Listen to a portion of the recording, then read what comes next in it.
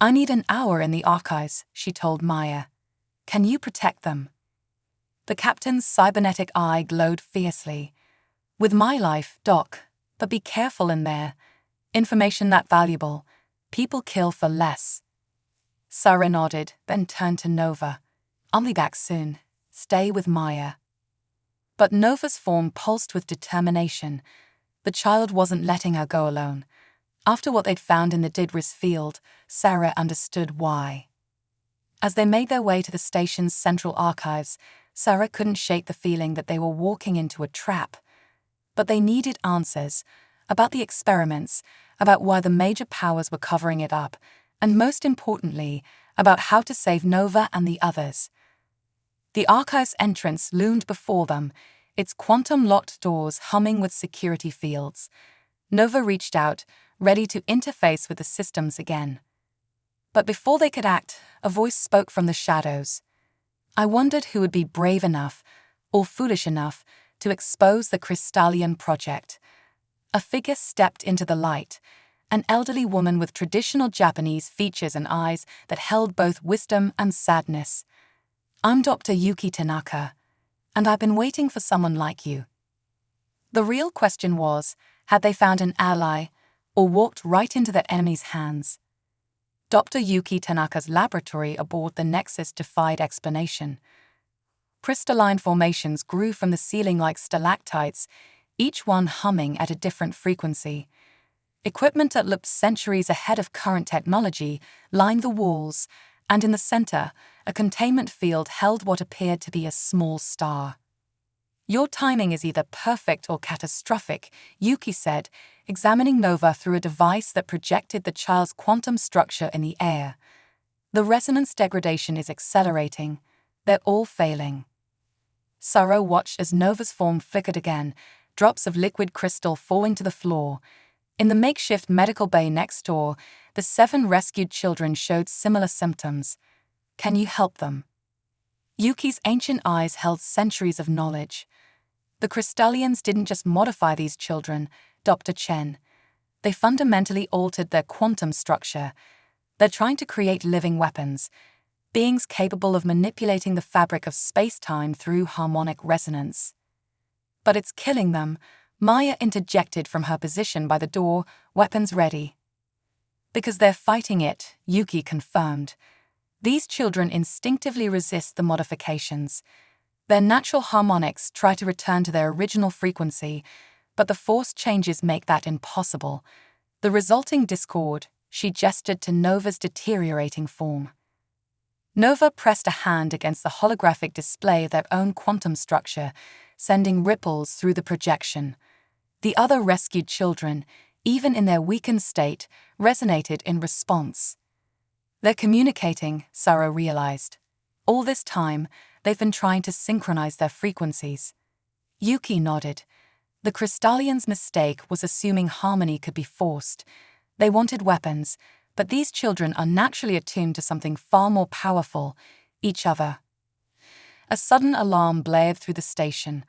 Maya's cybernetic eye whirred as she accessed the security feeds. Multiple Crystallian ships dropping out of hyperspace. They're not even trying to be subtle anymore. Because they don't need to be, Yuki said grimly. Look. She activated a hidden display, showing transmissions from across the galaxy. The Crystallian High Command had just announced a breakthrough in evolutionary engineering, technology that could accelerate species development by centuries. Already, major powers were signing treaties, eager to access this new technology. They're going public, Sarah whispered, presenting their experiments as a scientific triumph. And anyone who opposes them will be seen as standing against progress itself, Yuki confirmed. But that's not the worst part. She manipulated the quantum display, zooming in on Nova's molecular structure. These modifications, they're not just affecting the children, they're contagious. The implications hit Sarah like a physical blow. The resonance patterns can transfer to other species. With prolonged exposure, yes. The Crystallians haven't created weapons. They've created a quantum virus, one that could theoretically rewrite the harmonic frequency of all matter it encounters. Nova's form suddenly pulsed with intense light. The child pressed both hands against the quantum display, and images flooded Sarah's mind. Vast crystalline cities, entire populations transformed, a galaxy reshaped according to the Crystallians' vision of perfection. They're going to release it deliberately, Maya realized. The treaties aren't about sharing technology, they're about gaining access to population centers. The station shuddered as the first Crystallian ship docked. Security alerts flashed across multiple screens, elite enforcement units deploying on multiple levels. "We need to get the children out of here," Sarah started, but Yuki held up a hand. "You don't understand. We can't run anymore. The process has already begun." She pointed to Sarah's hands. With horror, Sarah saw fine crystalline patterns spreading across her skin, refracting light like microscopic prisms. Her DNA was being rewritten, reorganized into crystalline structures. "How long?" she asked, her voice steady despite the fear. "Hours, maybe less. Unless..." Yuki looked at Nova, then at the containment field holding the miniature star. "There might be a way. The Crystallians' modifications are based on quantum harmonics, but they're working with only part of the equation. These children naturally access frequencies the Crystallians can't even detect." Nova moved to the containment field, pressing against it. The star inside pulsed in response, its frequency shifting to match the child's resonance. "Is that..." Maya started. "A quantum core," Yuki confirmed.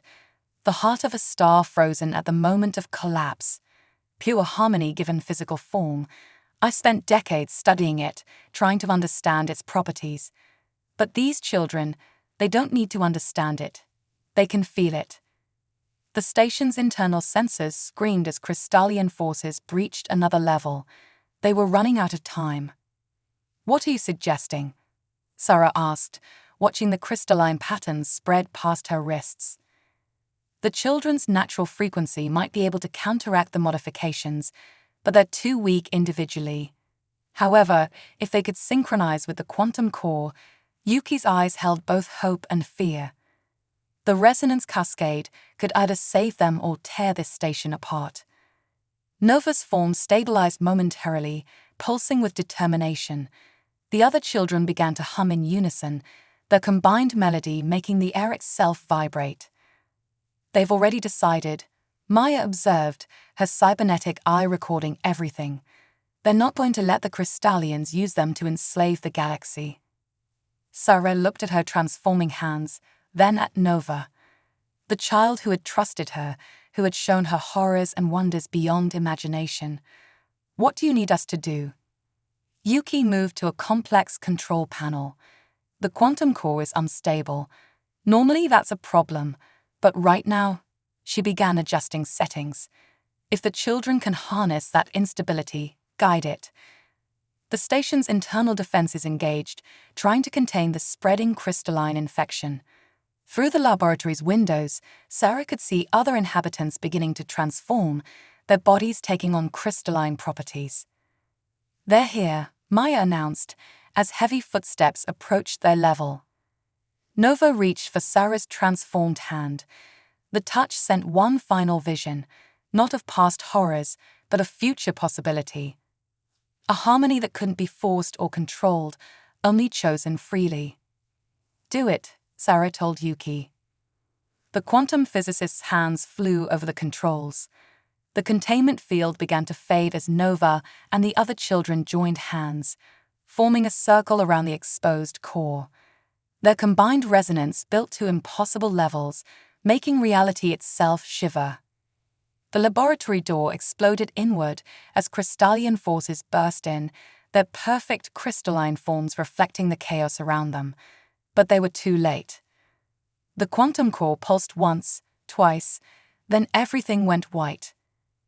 The universe held its breath, waiting to see whether harmony or discord would prevail. Consciousness returned to Sarah like light filtering through crystal, fractured, beautiful, and fundamentally changed. She found herself floating in a space that defied conventional physics, where thoughts took visible form and reality rippled with harmonic possibilities. Around her, the Nexus station had become a geometric miracle. Every surface had transformed into intricate crystalline patterns, but unlike the rigid structures of the Crystallian Empire, these formations flowed like liquid music, responding to the emotions and intentions of those within. Remarkable, Dr. Yuki's voice echoed with new harmonics. The quantum cascade didn't just stop the forced evolution, it completed it in a way the Crystallians never imagined. Sarah looked down at her hands. The crystalline transformation had spread throughout her body, but instead of feeling foreign, it resonated with her very essence. She could feel the quantum frequencies around her, could sense the interconnected web of consciousness that now linked everyone aboard the station. Nova floated at the center of it all, no longer flickering or unstable. The child's form radiated pure harmony, each facet reflecting infinite possibilities. The other rescued children orbited around them, their once broken forms now whole and singing with power they could finally control. They did it, Maya whispered, her cybernetic components now seamlessly integrated with her crystalline form. They found a way to make the transformation voluntary, consensual. But there was no time to celebrate. Through the station's new crystalline structure, they could feel the approach of the Crystallian fleet. Dozens of ships, their crews radiating cold fury at this deviation from their perfect plan. "They're afraid," Nova spoke for the first time, their voice a symphony of harmonics that carried layers of meaning. They spent millennia pursuing forced evolution, trying to control the very fabric of reality. Now they face something they can't control: choice. The station shuddered as the first Crystallian weapons impacted their shields. But these weren't ordinary shields anymore. The entire station had become a quantum resonator, each crystal facet amplifying and redirecting energy in ways that defied conventional physics. "We need to show them," Sarah realized. "Not just fight them, show them what real harmony looks like." Yuki nodded, her ancient eyes now containing galaxies. "The quantum core didn't just transform us physically, it gave us access to the underlying frequencies of space-time itself, if we can synchronize properly." Nova moved to the center of the laboratory, which had become a cathedral of living crystal. The other children joined hands around them, forming a perfect geometric pattern. Sarah, Maya, and Yuki took their positions, completing the formation. Through their new quantum senses, they could feel the Crystallian ships preparing another assault, but they could also feel something else: doubt among their crews. Not everyone in the Crystallian Empire agreed with the leadership's methods. "Now," Nova commanded. They began to resonate together, each person contributing their unique frequency to a growing harmony. The station's crystalline structure amplified their effort, sending waves of quantum coherence rippling through space. The first wave hit the Crystallian fleet like a tsunami of possibility. Ship after ship lit up with new frequencies as their crews experienced true harmony for the first time, not the rigid, enforced perfection of their leaders, but the dynamic, living resonance of free choice. Through the quantum link, Sarah felt the transformation spreading. Crystallian citizens across dozens of worlds suddenly accessed frequencies their leaders had tried to suppress for generations. The rigid hierarchy of their society began to crack, allowing new patterns to emerge.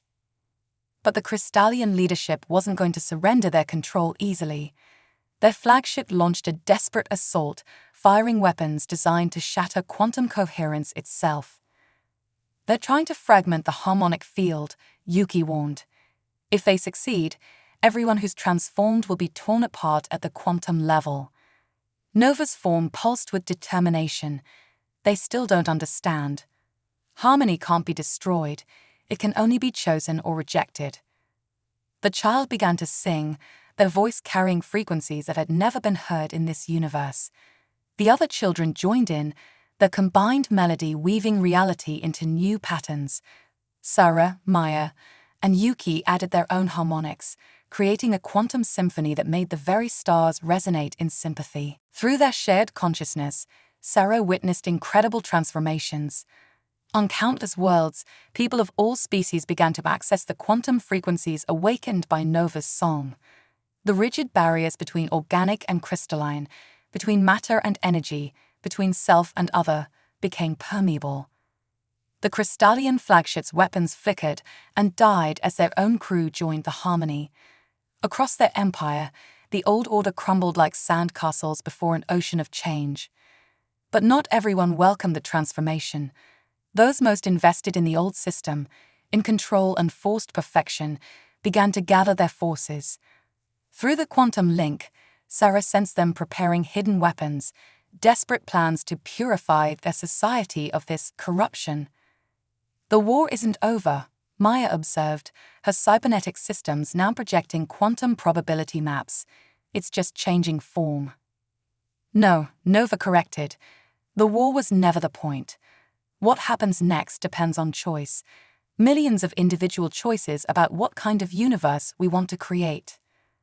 Through the station's sensors, they detected new ships arriving, representatives from every major power in the galaxy, drawn by reports of the incredible transformations taking place. Some came with weapons armed, others with instruments of peace. They'll want explanations, Yuki said. Proof that this transformation is safe, controllable.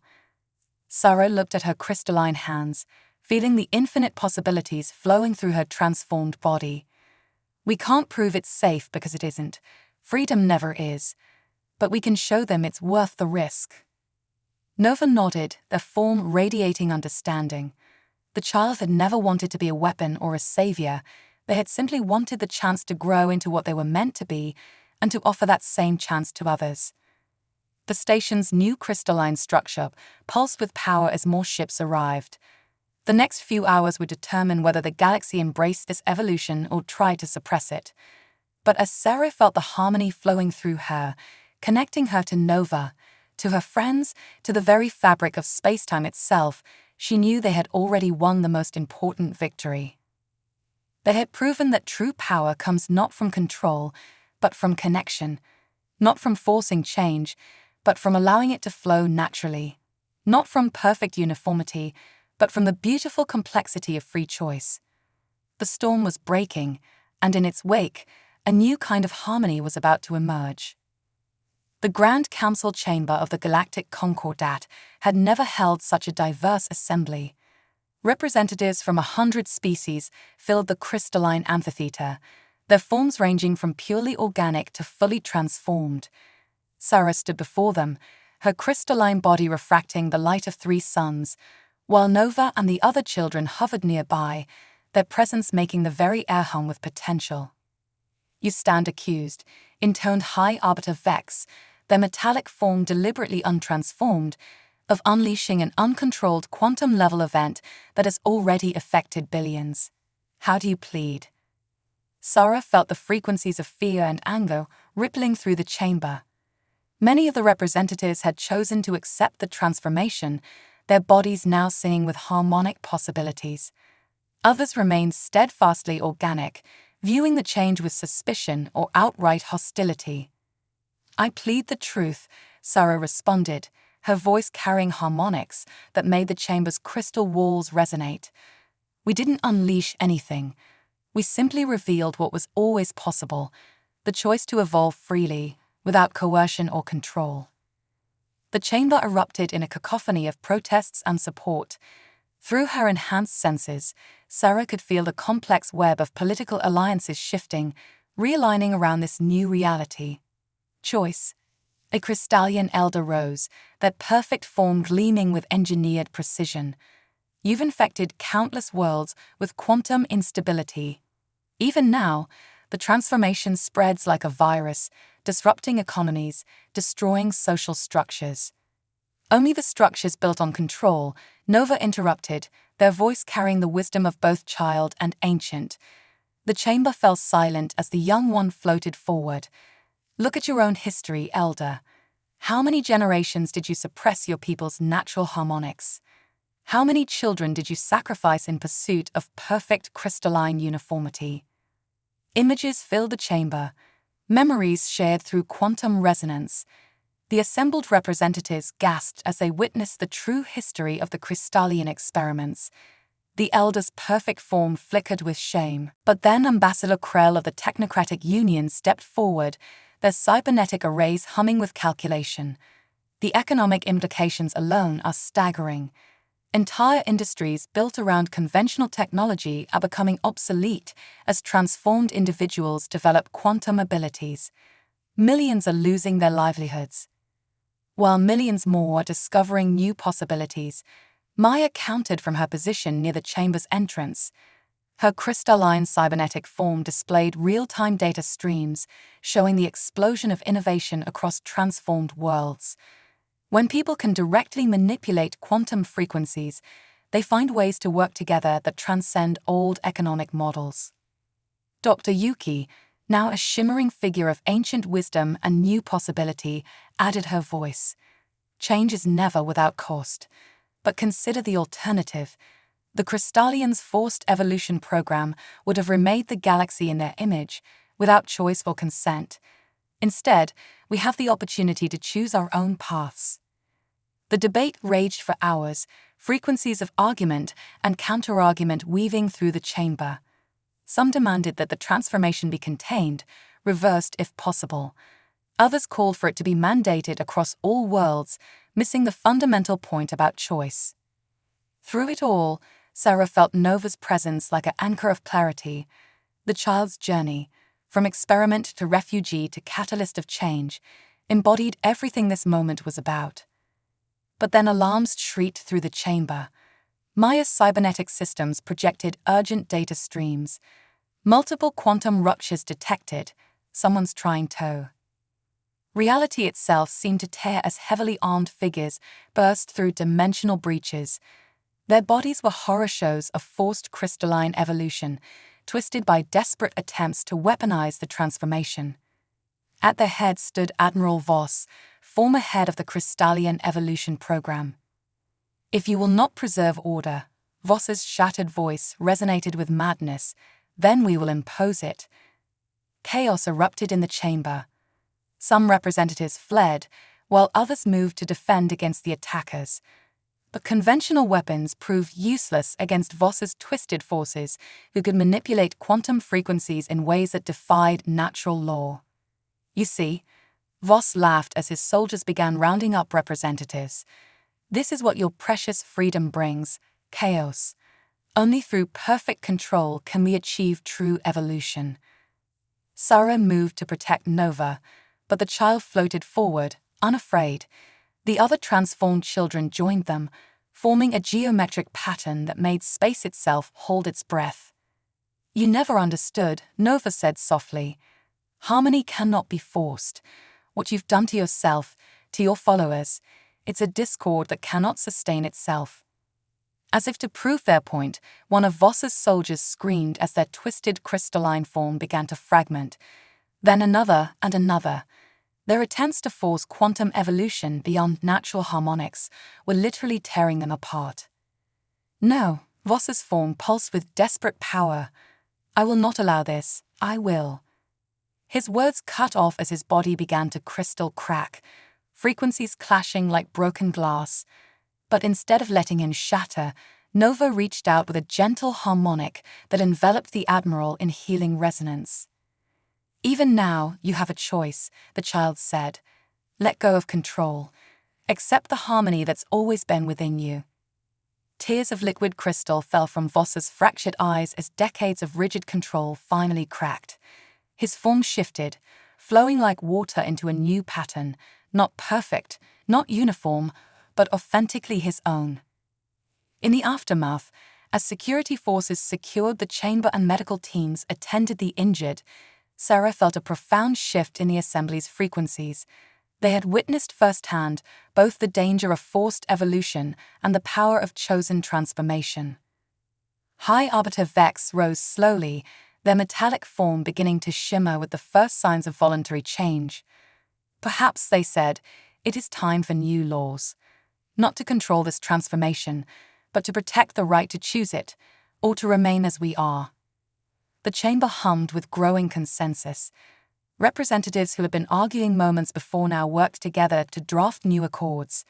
The right to transform, the right to remain unchanged, the right to choose one's own path of evolution. But Sarah felt a disquieting resonance from Nova and the other children.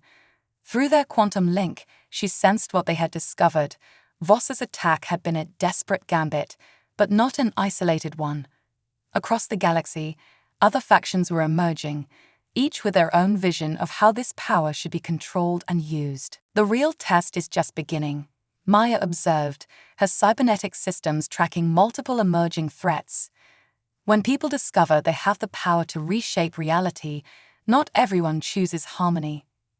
Sarah looked at her transformed hands, feeling the infinite possibilities flowing through her. Then we'll face each challenge as it comes, not through force, not through control, but through choice and connection. Nova's form pulsed with determination. The child who had started this journey in terror now stood as a beacon of hope. Not a weapon, not a savior, but simply one voice in a growing harmony of free choice. As the council chamber settled into debate over the new accords, Sarah felt the quantum frequencies shifting, realigning. The galaxy was changing, choice by choice, harmony by harmony. The storm of transformation had broken, but the true test of their ideals was just beginning. 1 year after the transformation crisis, the quantum gardens of New Harmony stretched across what had once been the sterile corridors of Outpost Horizon. Sarah walked among crystalline flowers that sang with the frequencies of a dozen worlds, each bloom a testament to the endless possibilities of freely chosen evolution. Nova, no longer the frightened refugee but now a teacher of harmonic arts, led a group of children, both transformed and untransformed, through exercises in quantum resonance. Under their guidance, the students learned not just to manipulate frequencies, but to understand the responsibility that came with such power. Remember, Nova's melodic voice carried layers of meaning. Harmony isn't about everyone singing the same note. It's about finding how different notes can work together. Sarah smiled, remembering how far they'd come. The Crystallian Empire had dissolved, replaced by a loose federation of quantum communes. Dr. Yuki had transformed the Nexus into the galaxy's premier center for harmonic studies, where beings of all species could explore transformation safely and voluntarily. But not all changes had been peaceful. Quantum breach detected in Sector 7. Maya's voice resonated through the station's crystalline communications network. Her cybernetic crystalline hybrid form materialized beside Sarah, projecting tactical displays. The Purist fleet is making another attempt. The Purists, those who believed that any evolutionary change was a corruption of natural order, had grown from a fringe movement into a significant force. Their attacks had become more frequent, more desperate.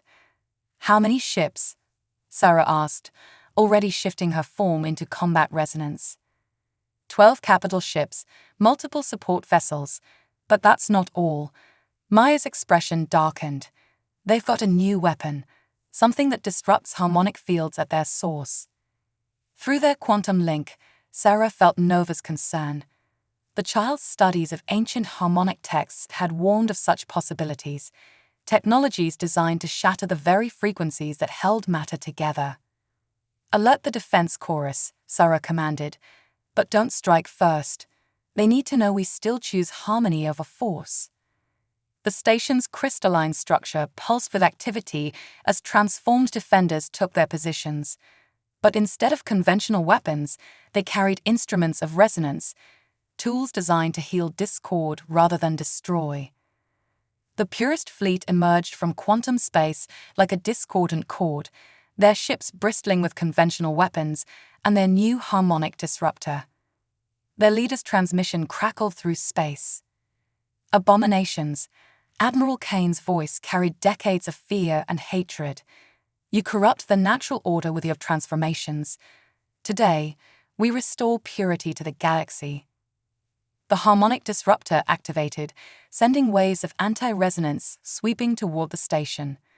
Crystal structures began to vibrate dangerously, threatening to shatter. But Nova had been preparing for this moment. The child floated to the station's quantum core, the same one that had catalyzed the original transformation. Around them, the other children who had survived the Crystallian experiments took position. Admiral Kane, Nova's voice carried across space, penetrating even the purists' shielded minds. Let us show you what you're really fighting against. The children began to sing, not with their voices, but with the very frequencies of their being. The song carried their stories, the pain of forced evolution, the terror of being treated as specimens, the joy of finally choosing their own path. But more than that, it carried understanding. The harmonic disruptor faltered as its operators felt the truth in that song. They weren't facing monsters or abominations, but children who had endured unimaginable suffering and emerged with the wisdom to choose a better way. Sarah and the defense chorus added their own harmonics, not to attack but to support. The quantum gardens responded, their crystalline flowers amplifying the symphony of understanding. Even Maya's cybernetic systems joined the resonance, bridging the gap between organic and artificial. Admiral Kane's flagship shuddered as the song reached its crew. Through the quantum link, Sarah felt their conflict, generations of fear and prejudice battling against the undeniable truth of shared existence. "Impossible," Kane whispered. "You're supposed to be the enemy. You're supposed to be." "We're supposed to be whatever we choose to be," Nova replied gently, "just as you are. That's what we've been trying to show you." The harmonic disruptor powered down as its operators stepped away from their stations. Across the purist fleet, weapons powered down as crews faced a choice: continue fighting against an enemy that didn't exist, or accept that evolution itself was about choice. Kane's next words surprised everyone. I would like to understand." The next few hours were a symphony of transformation, not forced, not coerced, but freely chosen. The purist fleet became a bridge between transformed and untransformed society, their very presence proving that different paths could coexist. Months passed and new harmony grew. The quantum gardens expanded, each crystal flower now singing with the combined frequencies of formerly opposing forces. The defense chorus evolved into the Harmony Guild, dedicated to protecting the right of all beings to choose their own path of evolution. Sarah stood in her favorite garden, watching Nova teach a class that now included former purist children alongside transformed ones. The quantum link carried their combined joy as they discovered new harmonics together. "You know," Maya said, materializing beside her, "when I first helped you rescue one frightened crystalline child, I never imagined it would lead to this." Sarah smiled, her crystalline form refracting the light of possibility. "Maybe that's the point. Real change doesn't come from grand plans or forced evolution.